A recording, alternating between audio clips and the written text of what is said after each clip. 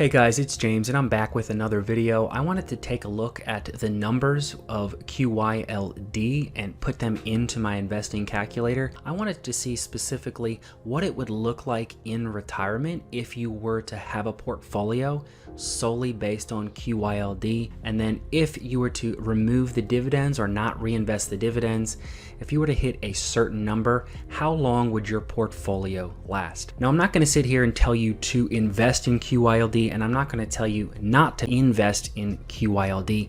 I just really want to shed some light on the numbers of QYLD and what it would look like long term if you held QYLD for 5, 10, 15, 20 years and more, and what your portfolio would look like with a portfolio size of all the way down to about $420,000, where that first year you would be able to get about $50,000 a year in dividend income, which is about the average annual accepted salary, and then going all the way up to about $1.5 million to $2 million portfolio, how QYLD would perform over the course of 20 plus years.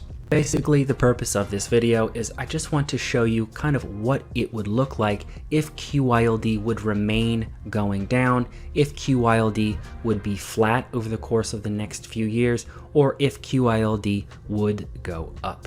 And of course, you could always play around with the numbers yourself in the investing calculator. If you want access to the calculator and play around with the numbers yourself, you can always head over to Patreon and download the calculator.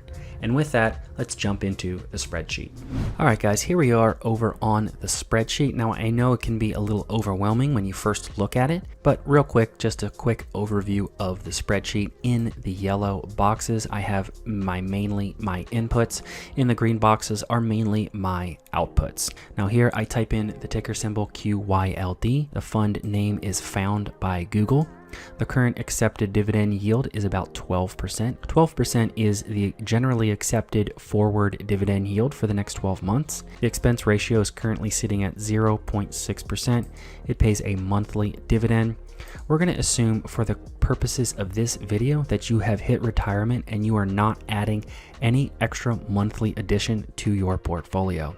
If you recall, we're going to take a look at if QYLD will continue to go down, if it remains about flat, and if it does appreciate in value over the coming years. Right now, I'm going to choose an initial deposit of about $420,000.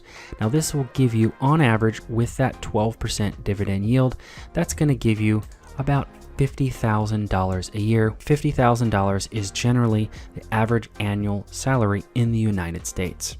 We're going to start with this $420,000.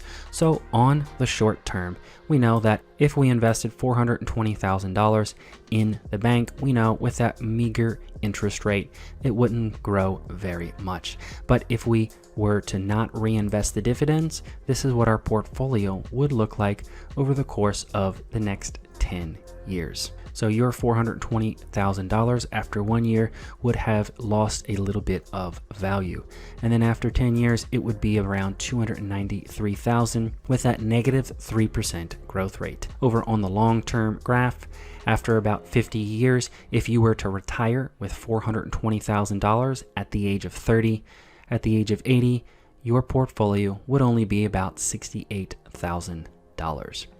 Now, again, like I said, let's take a look at QYLD to see if it were to just remain flat. Now, I do have to put at least a small growth rate in there, but as close to zero as we can get it. So let's say if it was flat, about a 0% growth rate with that $420,000, we would, with dividends not reinvested, pulling out that 12% dividend distribution, we would still continue to depreciate if the fund remained flat because of that 0.6% expense ratio.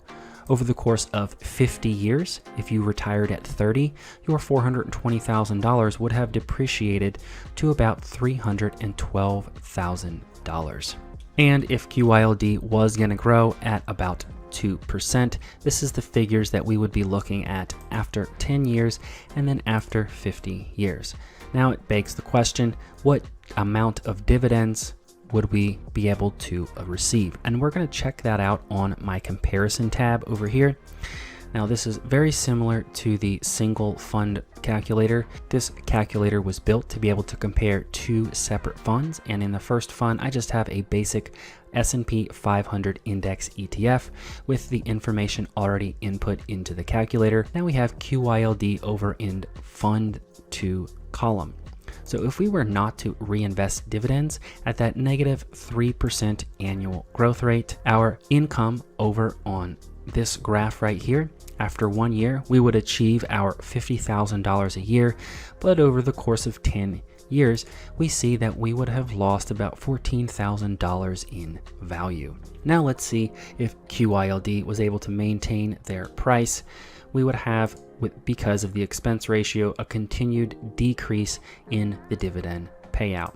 If we were to have some sort of annual growth for QYLD, our $420,000 would allow us to have a comfortable living for about 10 years, with each year having a 2% annual growth rate.